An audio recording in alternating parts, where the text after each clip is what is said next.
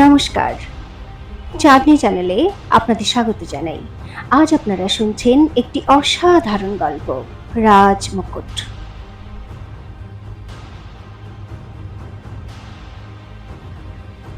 দরজা বন্ধ করে সেই ছায়া একেবারে বিছানার কাছে চলে এসেছিল।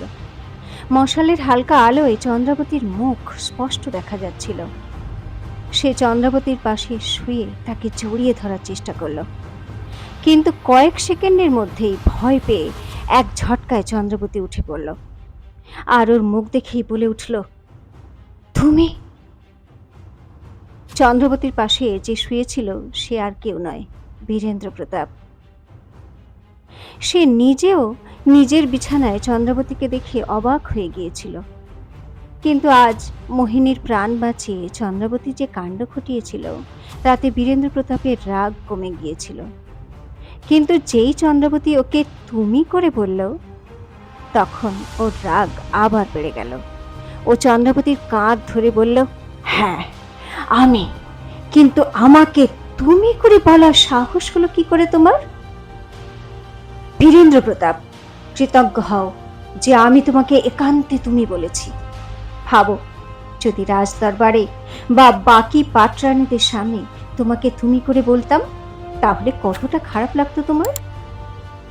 চন্দ্রাবতীর এরকম নির্ভীক রূপ বীরেন্দ্র প্রতাপের অহংকারকে উস্কে দিচ্ছিল। সে সঙ্গে সঙ্গে দুটো হাত দিয়ে চন্দ্রাবতীর গলা চেপে ধরে নিজের মুখ ওর মুখের সামনে এনে বলল, যদি এতটাই ঘৃণা করো আমাকে, তাহলে আমার বিছানায় তুমি কি করছো? বীরেন্দ্র প্রতাপের প্রশ্ন শুনে কিছুক্ষণের জন্য অবাক হয়ে রইল চন্দ্রাবতী। মুখ দিয়ে তার কোনো কথাই বেরোলো না। এদিকে বীরেন্দ্র প্রতাপ চন্দ্রাবতীকে বহুদিন পর এত কাছে পেয়ে মোহিত হয়ে যাচ্ছিল, ওর প্রতি আকৃষ্ট হয়ে পড়ছিল। অনেকক্ষণ চন্দ্রাবতী কোনো উত্তর না দেওয়ায় বীরেন্দ্র প্রতাপ ওর প্রশ্ন আবার করল, যার জবাবে চন্দ্রাবতী রেগে বলল, মোহিনীর মহল থেকে বেরিয়ে আমার খুব ঘুম পাচ্ছিল। তোমার মহলের বাইরে কোনো সৈনিক ছিল না, আর ঠিক মতো আলোও ছিল না। সেজন্য আমি ভুল করে তোমার ঘরে চলে এসেছি। যদি আমি জানতাম এটা তোমার ঘর, তাহলে কখনোই আসতাম না। বলার পর চন্দ্রাবতী নিজের লেহেঙ্গা আর ঘোমটা ঠিক করে পালঙ্ক থেকে নেমে চলে যাচ্ছিল। তখনই নিমেষের মধ্যে বীরেন্দ্র প্রতাপ ওর হাত ধরে নিজের দিকে টেনে নিল। চন্দ্রাবতী নিজেকে সামলাতে না পেরে টলমল করে বীরেন্দ্র প্রতাপের উপর পড়ে গেল। বীরেন্দ্র প্রতাপ দু হাত দিয়ে ওকে জড়িয়ে ধরতে ধরতে বলল, এই ঘরটাও আমার, আর তুমিও আমার। আজ তুমি এখানেই শোবে। চন্দ্রাবতী বীরেন্দ্র প্রতাপের চোখের দিকে তাকালো। ওর উদ্দেশ্য ঠিক লাগছিল না, কিন্তু ও কিছু জবাব দেওয়ার আগেই বীরেন্দ্র প্রতাপের আঙুল ও শরীরে ঘোরাফেরা করতে লাগলো। ওর পুরো শরীর শিরশির করে উঠল। ওর মনে হতে লাগলো বীরেন্দ্র প্রতাপের আঙুল নয়, একসাথে হাজার পোকা বেয়ে বেড়াচ্ছে ওর শরীরে।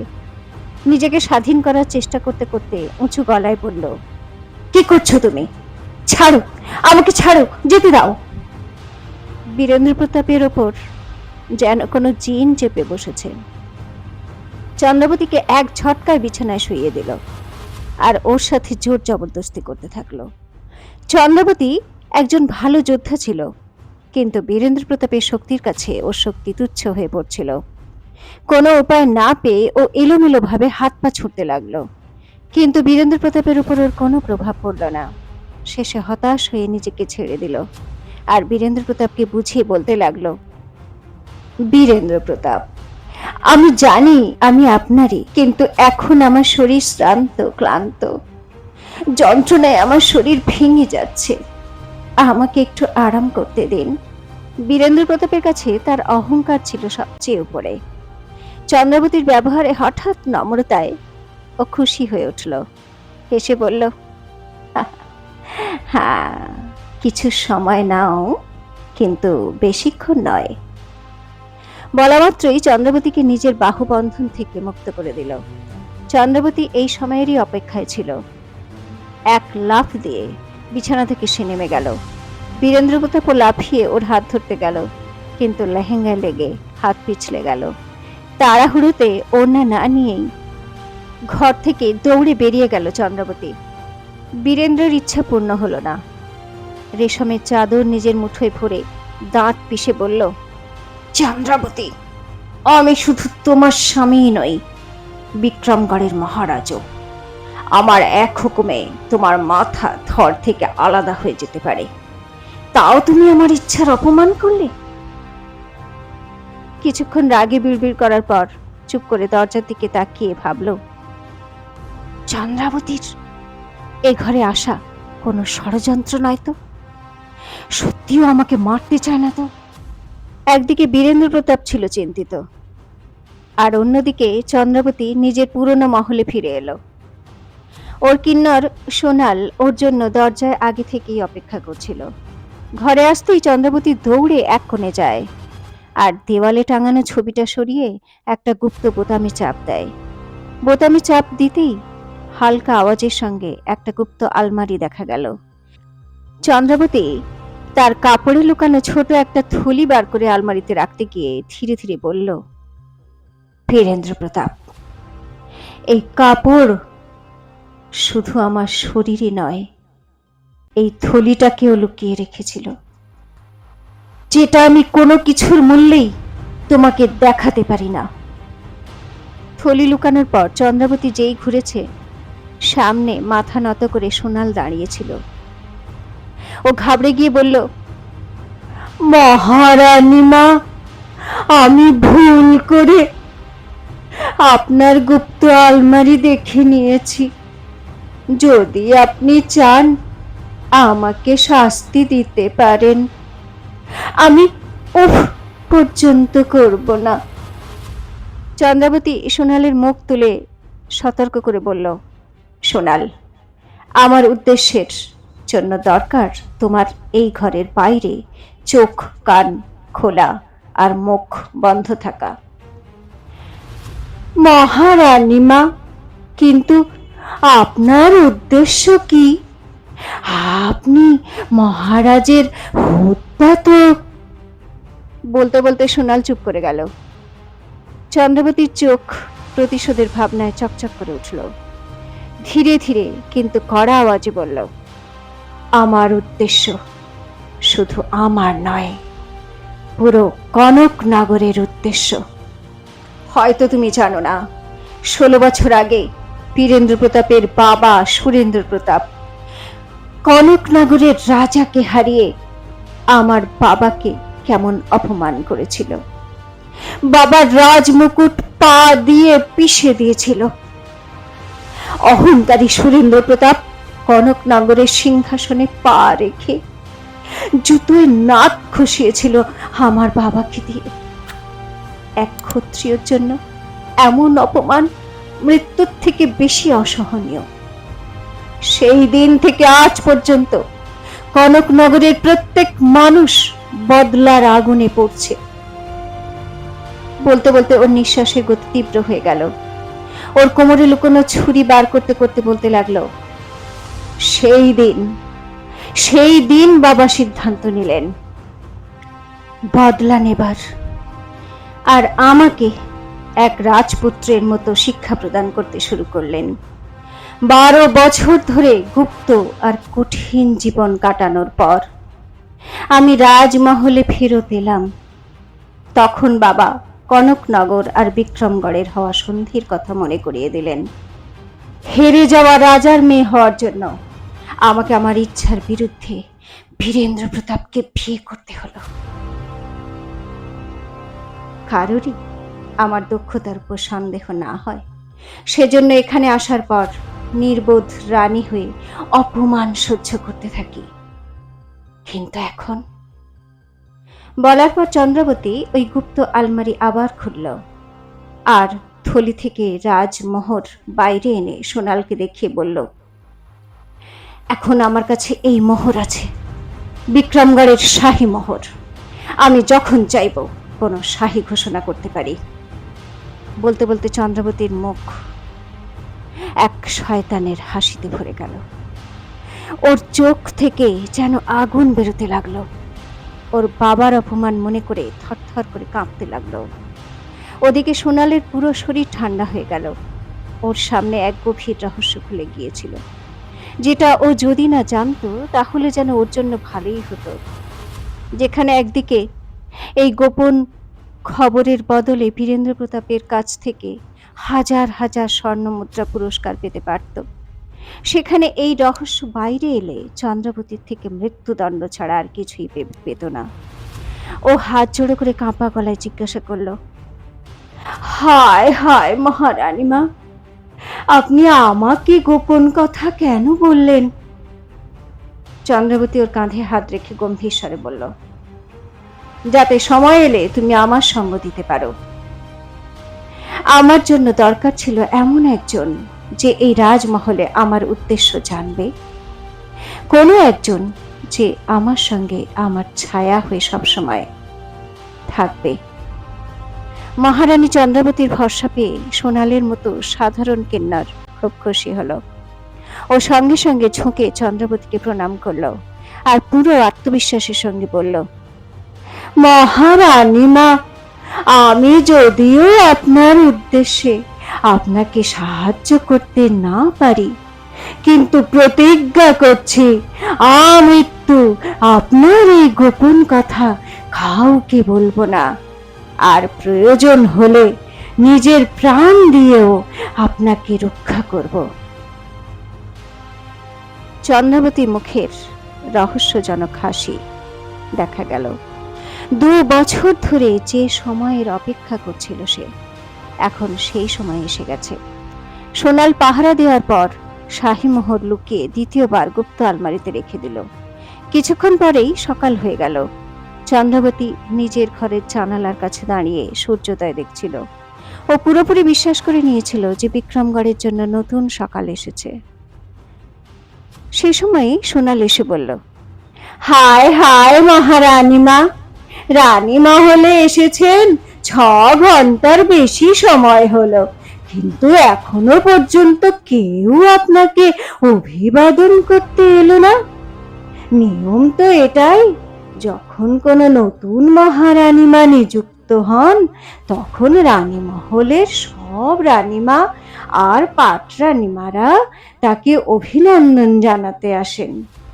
কিন্তু দেখুন সবাই কতটা বেপরোয়া হয়ে গেছে। চন্দ্রাবতী কথা শুনেও না শোনার ভান করে রইল।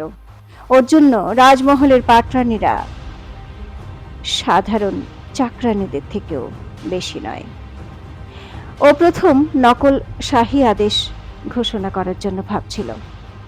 সোনালের চোখে চমক এনে সোনাল বলল, আপনার দিব্যি মহারানীমা, আমি খবর পেয়েছি যে রানী মোহিনীর অবস্থা আগের থেকে অনেক ভালো, কিন্তু এই চমৎকার যিনি করেছেন তার বিষয়ে কেউ ভাবেওনি।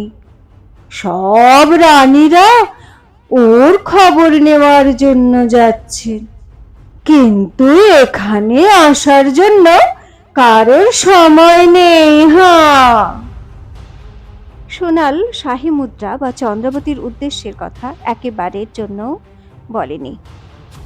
সেটা ভেবে চন্দ্রাবতীর খুব ভালো লাগলো। ও হেসে বলল, হাহা, কোনো ব্যাপার না সোনাল, আমার এই প্রতারিণী পাটরানীদের অভিনন্দন প্রয়োজন নেই। তোমার মতো বিশ্বস্ত কিন্নরই আমার জন্য যথেষ্ট। চন্দ্রাবতীর কথা শেষ হতে না হতেই দরজা থেকে রানী সুরেলা তাঁর দাসীর সঙ্গে ভেতরে এলো আর চন্দ্রাবতীর দিকে বাঁকা চোখে তাকিয়ে বলল, বলে চন্দ্রাবতী, ও মহারানী চন্দ্রাবতী, মহারাজকে কোন জড়িবুটি শুকিয়েছে তুমি, যে তোমাকে কারাগার থেকে বার করে সোজা নিজের বিছানায় ডেকে নিয়েছে? চন্দ্রাবতী বীরেন্দ্র প্রতাপের সঙ্গে কেমন রাত কাটিয়েছিল সে কথা একমাত্র সেই জানে ভালো করে। তবুও সে সাড়ম্বরে বলল, কি আর করবো বলো সুরেলা, মহারাজের ভালোবাসাকে তো আর দূরে সরিয়ে দিতে পারি না।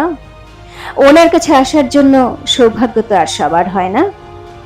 রাজমহলে এমন কত পাটরানীরা আছে যাদের লক্ষ লক্ষ চেষ্টার পরেও মহারাজ তাদের দিকে ফিরেই তাকান না। চন্দ্রাবতীর এই তীক্ষ্ণ ব্যঙ্গ শুনে সুরেলার গায়ে যেন আগুন লেগে গেল। সে নিজের দাসীর সামনে এরকম অপমান কি করে সহ্য করবে? সে সঙ্গে সঙ্গে রেগে গিয়ে বলল, "হুঁ, অন্যান্য পাটরানীদের মতো এরকম আচরণ করি না আমি। আর মনে রেখো চন্দ্রাবতী, তোমার রূপ রঙের জাদু ততদিনই চলবে যতদিন না রাজমহলে কোনো নতুন সুন্দর আর কম বয়সের পাটরানী আসছে। আর কি এমন জাদু চালিয়েছ তুমি যে দ্বিতীয়বার মহারানী হয়েছে? কিন্তু এখনো পর্যন্ত কেউ তোমায় অভিবাদন করতে আসেনি।" বিদ্রুপ করে দাসীর সঙ্গে সুরেলা যাওয়ার জন্য পিছন ফিরল, কিন্তু তখনই চন্দ্রাবতী ব্যঙ্গ করে বলল, "সুরেলা রানী, আমি যেমনই হই না কেন বিক্রমগড়ের মহারানী। আজ নয়তো কাল তোমাদের সবাইকেই মাথা নত করার জন্য এই দরজায় আসতেই হবে। তোমাকে তো মহারাজ নিজের আশেপাশেও আসতে দেন না, তাহলে কেন নিজের যৌবন ওনার অপেক্ষায় নষ্ট করছো? আমাদের রাজমহলে মহারাজ ছাড়াও অনেক অনেক যোদ্ধা আছে, তুমি তাদের মধ্যে কোনো একজনকে কেন পছন্দ করছো না?" চন্দ্রাবতী সুরেলার কাটা ঘায়ে নুনের ছিটে দিয়ে দিল। ও সঙ্গে সঙ্গে ছটফট করে উঠল, কিন্তু চাকরদের সামনে মহারানীর সঙ্গে তর্ক করতে চাইল না। রেগে চন্দ্রাবতীর দিকে তাকালো আর পা ঠুকে জোরে জোরে শব্দ করে চলে যেতে লাগলো।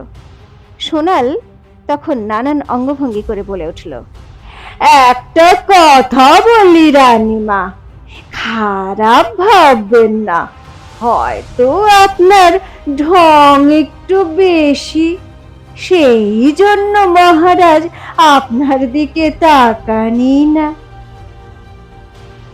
একথা শুনতেই সুরেলা রাগে ফেটে পড়ল। ও কোনো দিকে না দেখেই খুব জোরে সোনালকে চড় মারল আর রাগে কাঁপতে কাঁপতে বলতে লাগলো, "অসভ্য, তোর এত সাহস, তুই আমাকে নিয়ে মজা করিস?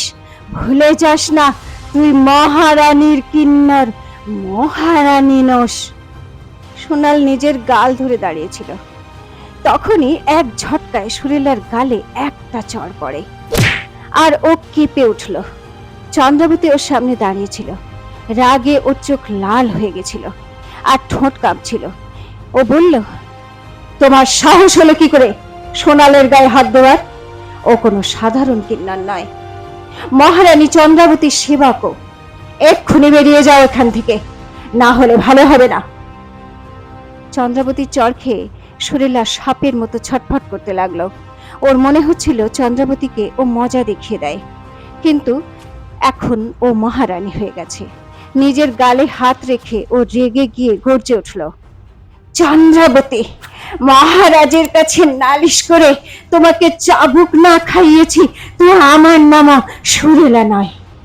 সুরেলা জোরে জোরে পায়ে শব্দ করে করে চলে গেল। কিছুক্ষণ কাটতে না কাটতেই একজন দাসী দৌড়ে এসে বলল, "মহারানী মা, মহারাজ পুকুরের পাশে সব পাটরানীদের সঙ্গে মন্ত্রীদের ডেকেছেন, সবাই আপনার জন্য অপেক্ষা করছেন।" দাসীর কথা শুনে সোনালের সারা শরীর ঠান্ডা হয়ে গেল। ও চোখের সামনে কিছুদিন আগের ঘটনা ভেসে উঠল, যখন মহারাজ মহারানী চন্দ্রাবতীকে পুকুরে ধাক্কা দিয়ে দিয়েছিলেন।